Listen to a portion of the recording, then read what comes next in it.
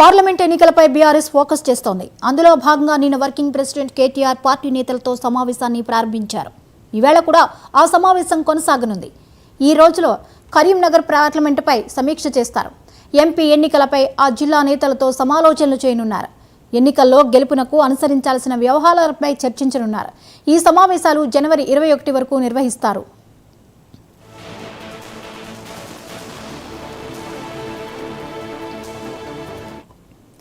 తెలంగాణలో మరో ఎన్నికల దంగల్ వాతావరణం నెలకొంది.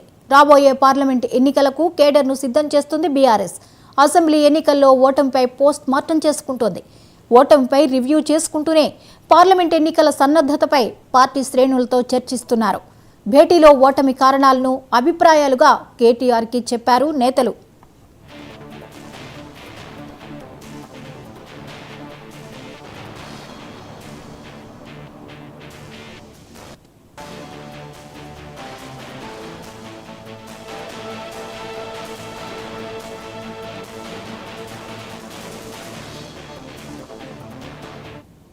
ఇక నిన్న జరిగిన సమావేశంలో కేటీఆర్ కీలక వ్యాఖ్యలు చేశారు.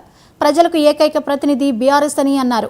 మరోవైపు తెలంగాణలో వచ్చే పార్లమెంటు ఎన్నికల్లో బీఆర్ఎస్కు ఎందుకు ఓటు వేయాలో, ఏ కారణం చేత ఓటు వేయాలి, బీఆర్ఎస్ ఎంపీలను ఎందుకు గెలిపించాలో చెబుతూ కీలక కామెంట్స్ చేశారు కేటీఆర్.